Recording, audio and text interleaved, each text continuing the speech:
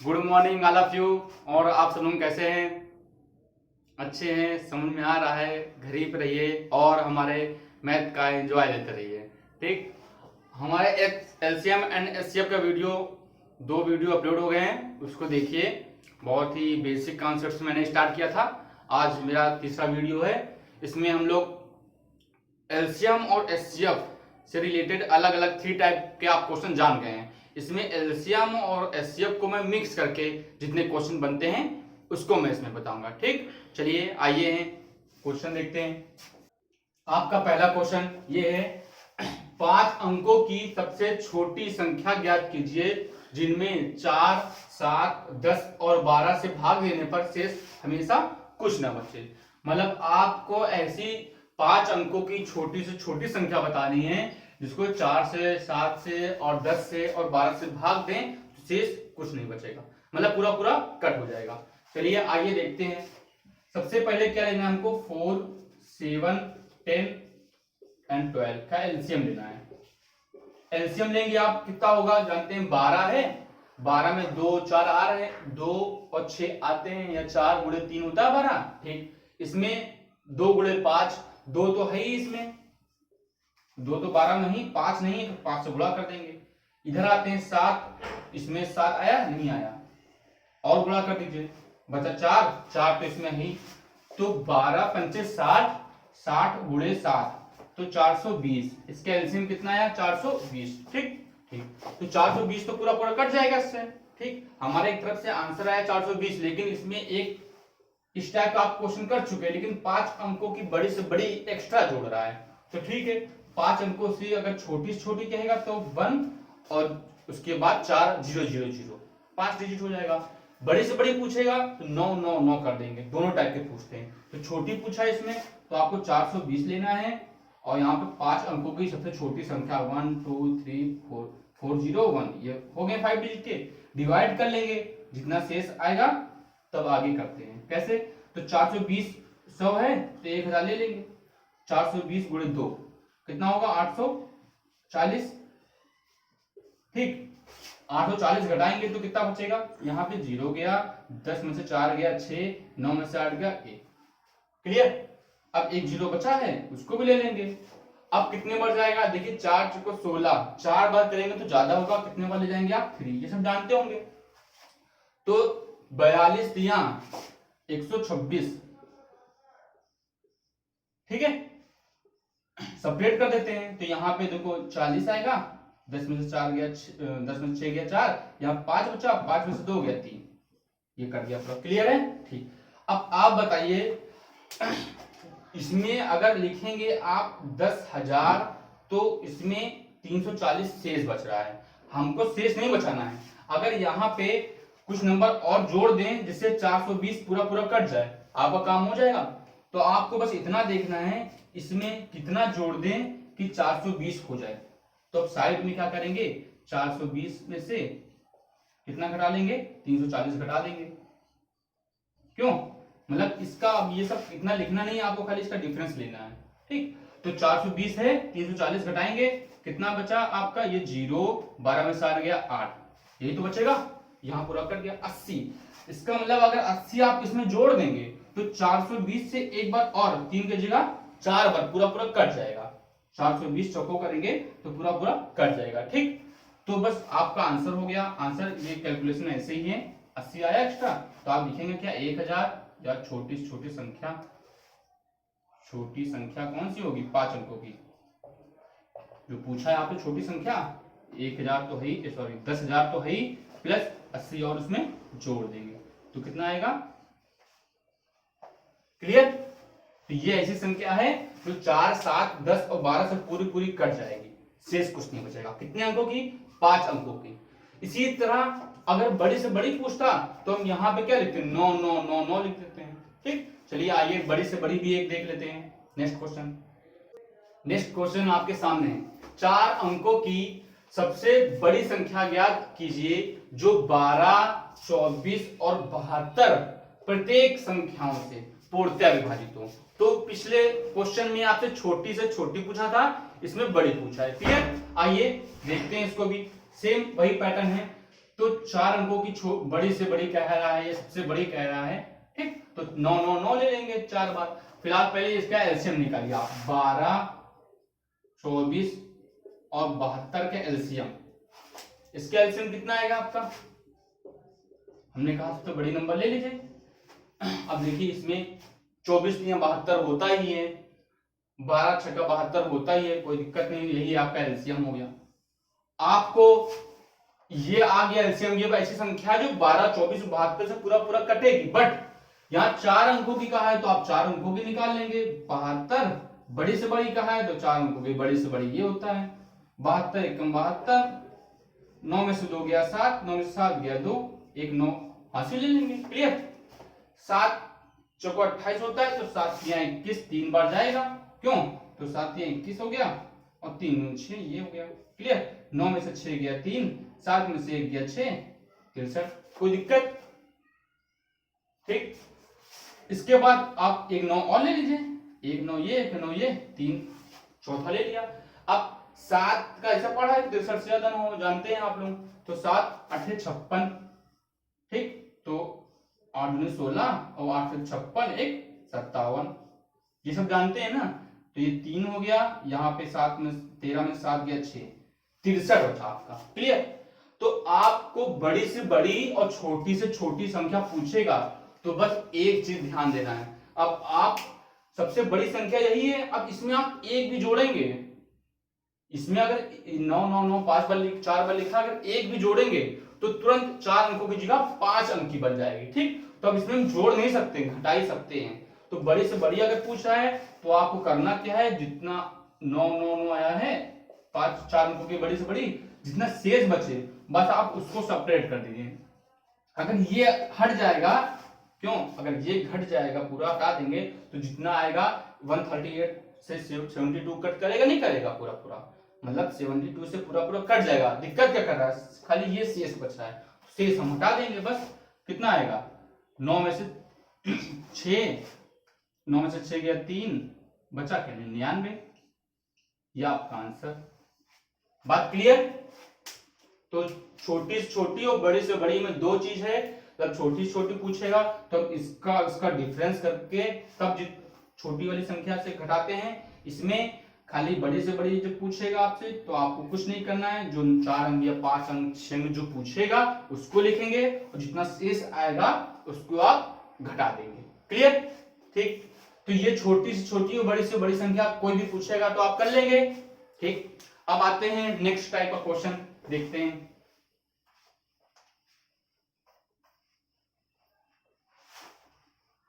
Next type का question आपका ये बचा है, इसको भी इरेज कर दे रहे हैं।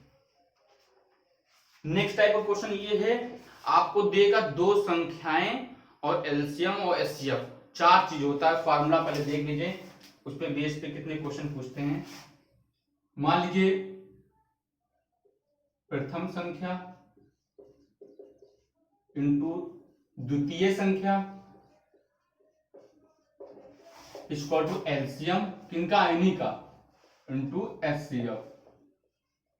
ये एक फार्मूला है, इस पे बहुत क्वेश्चन पूछते हैं। ये सिंपल फार्मूला नहीं है, कोई दो संख्याएं देगा, ठीक, उसका एलसीएम और एचसीएफ, ठीक। ये 1 2 3 4 टर्म है, 4 टर्म में से आपसे कोई भी एक टर्म छोड़ सकता है, वो पूछेगा। तो इस पैटर्न पे लगाएंगे आप, ठीक।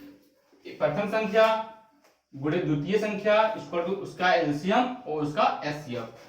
तो इस पे सीधे सीधे क्वेश्चन तो पूछता ही है और कई टाइप के बनाता भी है, ठीक। तो आइए देखते हैं इस पे बेस्ड नेक्स्ट क्वेश्चन।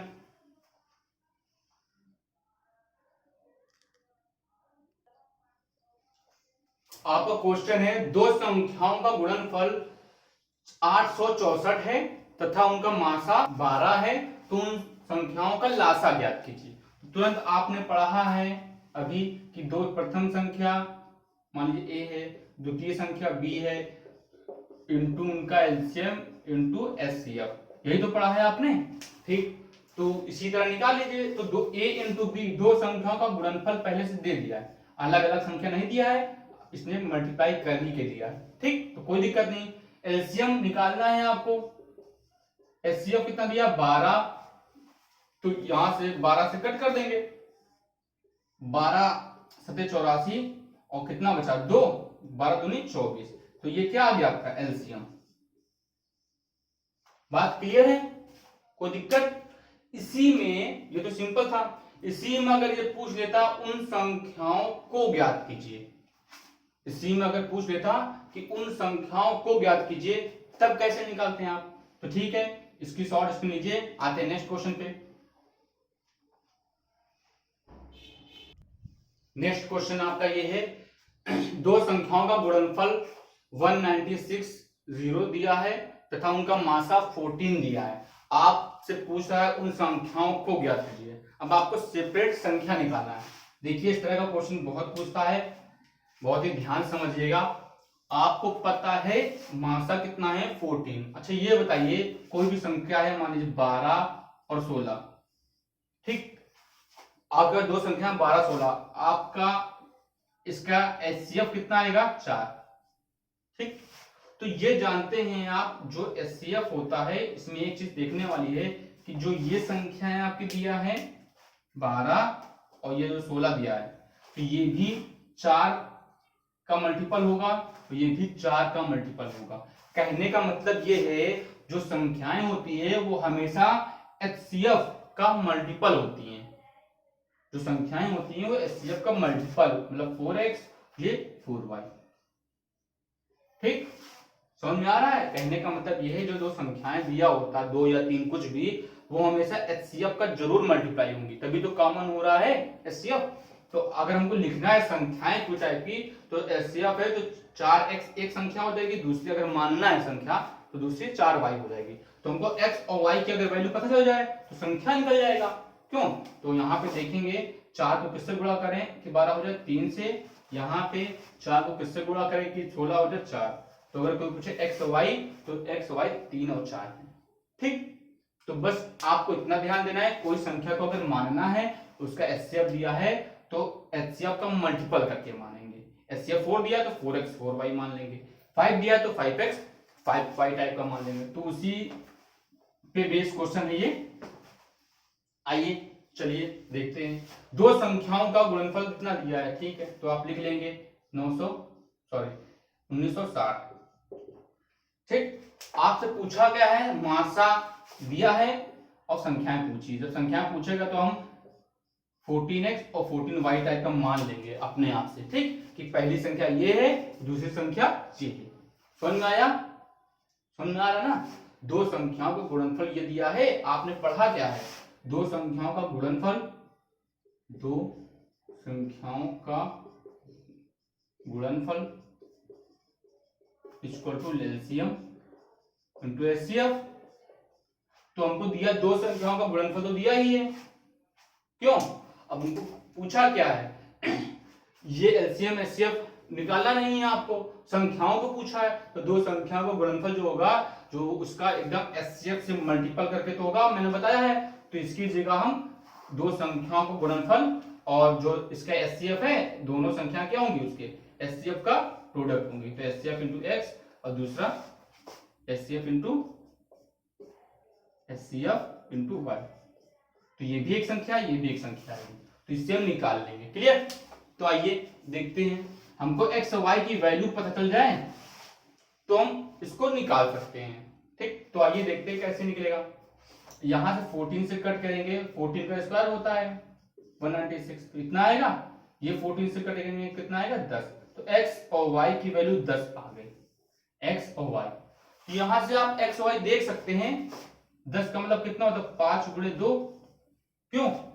तो यहां से सीधे से दिख रहा है, कोई भी x को 5 ले लो, y को 2 ले लो, या y को 5 x को 2, बात वही पढ़ दी है। इसका मतलब x की वैल्यू 5 हो गई, y की वैल्यू 2, ठीक।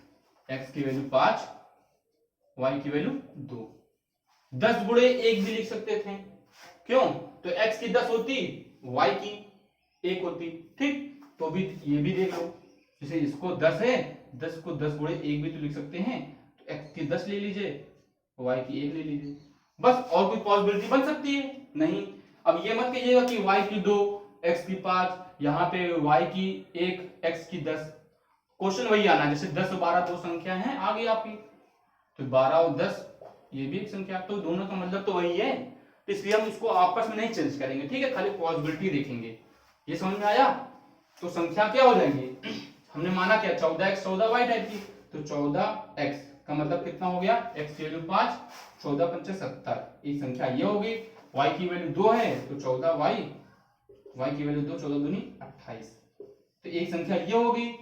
आंसर यही आ रहा होगा, लेकिन बाई चांस मान लें, मतलब और भी पॉसिबिलिटी है ये वाली, तो 14x, x की वैल्यू अगर 10 रखेंगे तो कितना होगा 140, y की वैल्यू 1 रखेंगे तो 14 गुणे 1 14, एक ये भी संख्या है। तो दो संख्याएं आपका है, ठीक। अब जो आंसर आएगा उसके अकॉर्डिंग हम कर लेंगे। क्लियर? कोई दिक्कत? आते हैं इसी टाइप का नेक्स्ट क्वेश्चन।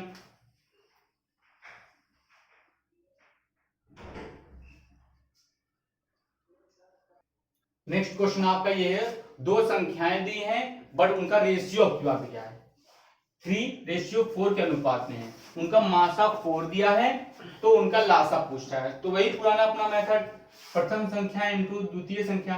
तो हमने आपको ये बताया है कोई भी संख्या होंगी तो वो हमेशा मासा का मल्टीपल होंगी, ठीक। तो क्या होगा 3